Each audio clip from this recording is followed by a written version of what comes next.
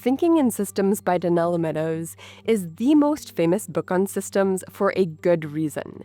She lays out this entirely new lens for looking at the world, and she does it using this easy-to-understand language and everyday examples and diagrams that are super easy to follow and that show up on the chalkboards in many different classrooms. For this reason, this book is a foundational text in a whole bunch of different fields in the college classroom. So here we're talking about engineering and ecology and my economics courses.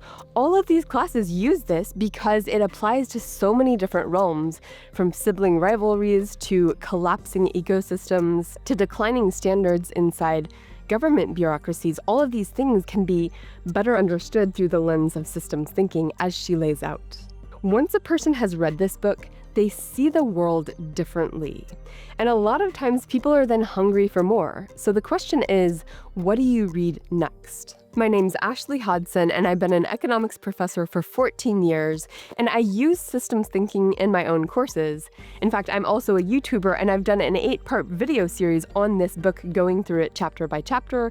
So the ReadWise team reached out to me to get 10 other recommendations for books people might want to read if they loved this one. And I love giving book recommendations, so here are my top 10 follow-ups. And the book list is basically going to cover systems thinking in different realms of the world. So the first one is going to be Seeing Like a State by James C. Scott. This is going to apply systems thinking to political science and anthropology. And I actually co-taught a course with an anthropology professor where we used systems thinking as one of the books. And he says that this book came across like an anthropology book to him, even though it came across more like an economics book to me.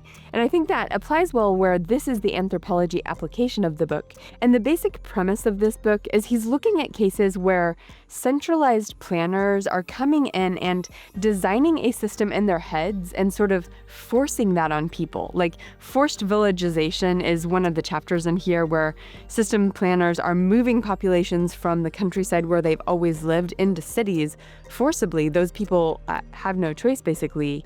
And of course, that's not good systems thinking. Good systems thinking needs to move things in a more evolutionary way. And he's looking at really how do different tools like maps and unified naming systems and unified metrics, how do these different tools make it easier for the state to come in and force the centralized vision, and how can that contrast with what actually works when people are allowed to evolve the systems themselves? So he looks at a bunch of real-world case studies, and one of the big themes of the book is the importance of on-the-ground knowledge, how sort of the knowledge of the local culture and the local system and the local habits of people is actually essential, and states oftentimes try to engineer out that local knowledge because that local knowledge basically empowers the people. So this is a wonderful systems thinking book for people interested in political science and anthropology. A second book I'd recommend is Anti-Fragile by Nassim Taleb. And I don't have a physical copy because I read the audiobook, but this is actually a lot like systems thinking in the sense that the book itself applies systems thinking to many different realms. It's not just economies, it's also health and bureaucracies and many other places. And the basic premise of Anti-Fragile goes something like this. If we imagine the word fragile, that's something that shatters under stress, like a wine glass shatters under stress. And in the discourse, a lot of times people will contrast that with the word resilient. Resilient is something that bounces back from stress. But he basically says, no. Actually, the best situation is not only to bounce back from stress, but to actually become stronger because of stress. For example, when we put stress on our body by exercising, that stress actually makes us stronger in the long run. It's not just that the stress, we bounce back from our exercise routine, we bounce back stronger, and a lot of times our muscles may, the fibers of our muscles may even break a little bit and be sort of gone over, and that's how muscles build.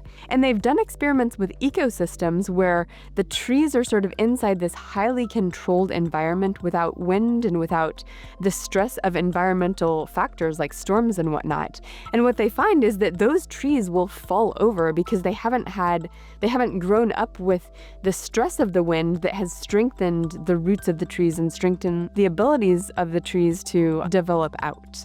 So that's the basic nature of Anti-Fragile, is that systems work best when they have this back and forth feedback loop to get stronger and to learn, essentially. Learn, of course, maybe in air quotes there, from stressful situations. And this brings about some counterintuitive findings to systems designers, where you might actually want to build stress into your system design to make things anti-fragile and to sort of build an evolutionary environment where what survives the stress gets heightened and strengthened and whatnot. And that will also bring up some other questions like the Goldilocks effect. How much stress is too much stress to introduce into your system, where it'll just collapse the system, and how much stress is the right amount of stress. And of course, a coach who's coaching a baseball team, they're going to have to figure out, how do I build up the team players? I can't put them under too much stress, but I need to stress them enough so that they perform well in a game. My next recommendation is The Evolution of Cooperation by Robert Axelrod. And this is a game theory book. There's a ton of game theory in systems thinking. This one applies it to different realms like biology and war and economics and such. But this one's really more about the game theory. It's a surprisingly clear read. I think both of these books, they just have a very clear and straightforward writing style. And the basic premise here is he takes the prisoner's dilemma. And the basic idea with the prisoner's dilemma is you can either cooperate or defect. Classic example of a prisoner's dilemma is if you have two firms, will they cooperate to keep their prices high or defect to undercut the other's prices? And if they both defect, then they're both in a bad situation and they both would have preferred the cooperation. That's quick and dirty overview of the prisoner's dilemma.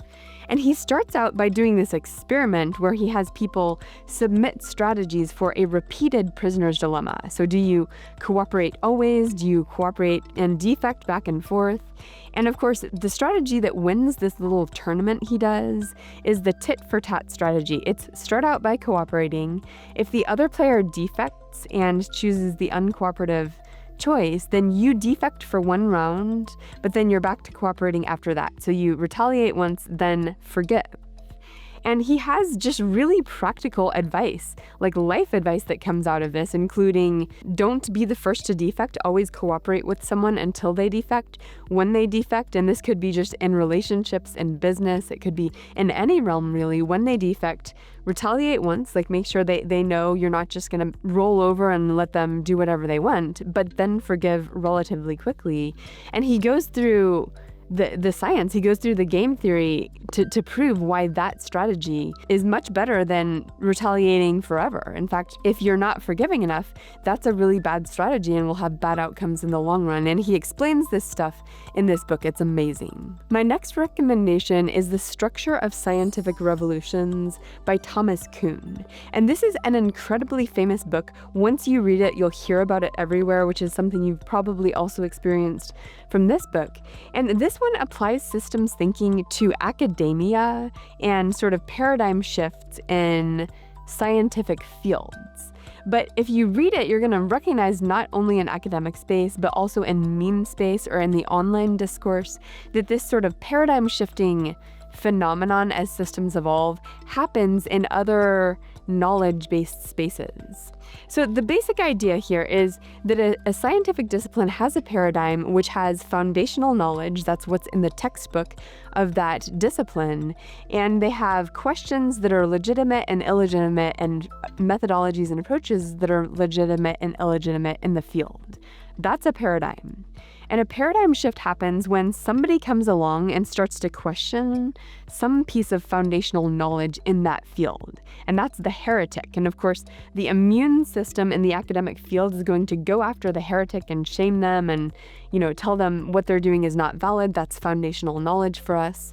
But then eventually, scientific progress happens one funeral at a time, and the people who were the thought leaders will retire and die off, and people who were listening to the heretic will start to have a little bit of voice. And that heretic can actually undermine that little piece of foundational knowledge and build out a new foundation for a paradigm shift in the discipline. That's the basic idea of what he's talking about in this book. It's really, really amazing, and this definitely changes the way you think. My next recommendation is Crash Course by Chris Martenson. And the title is a little bit goofy, I think, but The general gist of this one is it's about escalation, which is a systems thinking property that Donella Meadows talks about, where her examples of escalation in her book are going to be when kids get into a fight where one of them will insult the other and then double insults back, and then they just get into this escalating fight. And of course, that can't go on forever, so there's going to be a crash. Another example is Gerbil Island, where if you have an island of gerbils reproducing really fast, eventually they'll use up all the food on the island and there will be a population crash. So there's an exponential expansion of the gerbil population until suddenly the food is gone and then there's a crash. And his book basically looks at this and is looking at sort of planetary limits and the way there's limits to the amount of oil out there and there's exponential use of that oil, and that could potentially lead to a crash. So he's looking at ecological systems and planetary systems. I know some people have sort of anxiety around things like this, environmental destruction or climate change or whatnot. This book could kind of go two ways. One way is the book could actually sort of stoke that anxiety, as you might imagine. So maybe this isn't the right book if that's sort of where you are. But I feel like for other people, if you think about that kind of thing a lot, having more knowledge about it and having someone with a few tips at the end for like, how do you manage this, and someone who's thought it through and careful about that can actually reduce the anxiety in almost a paradoxical way. So I highly recommend this book if the escalation aspect of systems thinking was of interest to you in this one. Oh, and I got my mom to read this book, and she's not really that interested in the environment or that interested in sort of peak oil, which is one of the things he talks about. Peak oil is sort of when are we maxing out the oil we're extracting from the earth. And my mom took an interest in this book, so it's very accessible to people, even if they're not really into environmental stuff or systems thinking. My next recommendation is Reality Blind by Nate Higgins. And this one looks at economies and ecologies and psychology and banking and such. It has some similarities to my last recommendation, the Crash Course book. But this one, it's got really cool diagrams and colorful diagrams all throughout. It's kind of got a fun personality through it. He's sort of thinking about things from the perspective of an alien coming in and looking at the craziness of planet Earth, and the subtitle, Integrating Systems Science Underpinning Our Collective Futures. So it's very oriented towards where is our system going, what could be the possibilities of the future. And Nate Higgins, the author of it, has a podcast which I highly recommend. It's a wonderful podcast. And I particularly loved his integration of behavioral economics, sort of psychology, and how that relates to economics and how people interact in their economic environment. He has a really strong section on that, and he relates everything that he's talking about in ecology sort of back to how do the human systems shape that. So this book is just brilliant. My next recommendation is End Times by Peter Turchin, and the title is super clickbaity, but authors don't have control over their titles a lot of times. But this guy is a serious systems thinker researcher, and he's applying systems thinking to history and political cycles, essentially. He takes a bunch of data from historical data sets about when there were violent revolutions, and he's looking at cycles that culminate in violent revolution of some type, and he's asking the question, what conditions in society lead to this escalation and therefore the violent revolution, and how often does that happen? How frequently does that happen? And he rejects sort of cyclical views of history because he thinks a lot of the other authors who talk about that sort of say there's a single timeline every 80 years or every 100 years or whatnot. And his whole deal is saying, no, it's not systematic by number of years, but it's systematic by the conditions inside the system. And so what is his answer? What are the conditions that predict an impending period of violent revolution in a system? And he has two things. One is mass immiseration, which is general population, and the second is overproduction of elites. He uses the analogy of the game of musical chairs, where there's only a certain number of seats of power, and if too many people are fighting over those seats, they'll start to break the rules, and then when they start to break the rules, the legitimacy of the system declines. And of course, a lot of his history data sets are looking at kings and queens from olden days, where the economic data in his data set is about the height of the population, which indicates how well fed they were at the times. So this is just an incredible application of systems thinking to history. My next systems thinking book is Governing the Commons by Elinor Ostrom. She was actually the first woman to win the Nobel Prize in Economics, and this is her most famous book. It's basically taking this particular game theory situation and looking at a bunch of case studies, which relates to systems thinking. So the situation she's looking at is common pool resource situations. And I know that term sounds really jargony. So basically, the most common example of this is you have a village with a water source. And maybe that water source is a lake or maybe it's a river. And if people draw too much water from that lake or river, it will dry up and their crops will not survive the whole season. So they have to make sure everybody in the village is only drawing just enough water for their crops, but not too much. That's sort of a collective action problem. They have to make sure nobody in the town is shirking, nobody in the town is defecting, because of course, this is a prisoner's dilemma as well. And how does the community come together to sort of solve this problem in an emergent way? And when she looks at historical case studies about how communities have solved this problem, it basically involves the development of institutions where the community will have councils and they'll develop their own rules for how to enforce what's going on, how to enforce nobody taking too much water. And those rules, there's just a whole bunch of properties that go along with the rules and ways this sort of thing can fail and ways that it evolves as people learn from experience. There's so much systems thinking that she goes through as she studies these small communities that have historically tried to manage a common resource. And the water example is not the only one. For example, there's management of forests where the community can cut down too many trees so that the trees cannot replenish.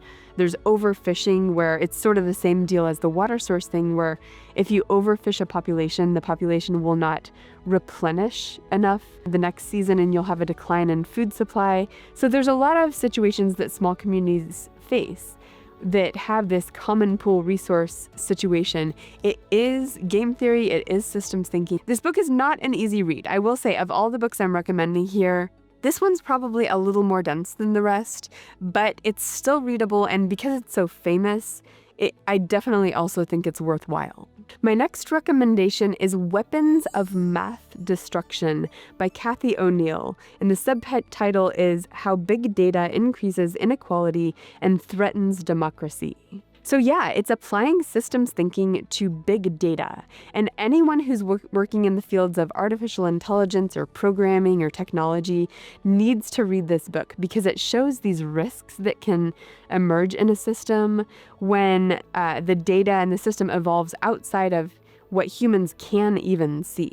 So a classic example of what she talks about in the book is the use of zip codes for prison sentences, or zip codes for really anything, where zip codes can be associated with race. So even if you don't have race and racism officially built into your algorithms, if you're using zip code, those algorithms can figure out that, okay, on average, this is an underserved community. On average, perhaps there are higher rates of recidivism or rates of going back to prison or whatnot. And because of that, racism can end up being built into the algorithms the way the system naturally emerges. And she gives a ton of examples that sort of demonstrate how these algorithms will create injustices where you're being judged based on groups of people you belong to, and not based on your own performance or behavior. And she looks at cases having to do with teacher performance, and when you have metrics that figure out which teachers should get a raise or which teachers should get rewarded and which should get fired,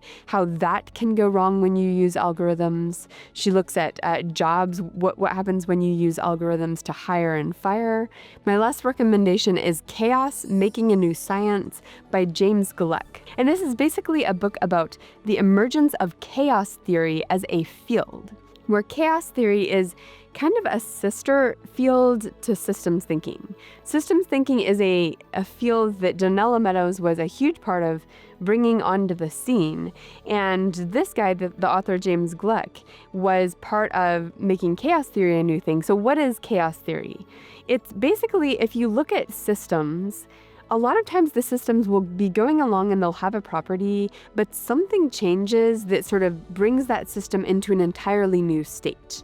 And the example here would be going from water to ice. So water is, it's a liquid and it has certain properties. But once it reaches a certain temperature, 32 degrees, when you're reducing the temperature, suddenly it changes into ice. It no longer has the properties of the flow of water. Now it's a solid. And systems, including weather systems, he talks a lot about weather, weather like tornadoes in that book, Chaos. Those systems can have these sudden change points. So he's studying, how do we look at those sudden change points? Can we recognize patterns? And that book, I found it somewhat challenging, but it's definitely eye-opening, and it definitely felt to me like it's building upon her systems thinking to think, okay, systems are not just static. The system itself can actually suddenly change. If you've read any of these books and you have additional comments to add to what I've already said about them, please share them with people in the comments below. And if you have other books that you've read that maybe I haven't that you think belong on this list, please also share them with people in the comments. You can check out either of my YouTube channels for more book reviews, including extended book reviews on a few of the books that I've mentioned in this video. And so thank you for watching, and I hope this sort of launches you onto your own journey into systems thinking, following up from Donella Meadows' book.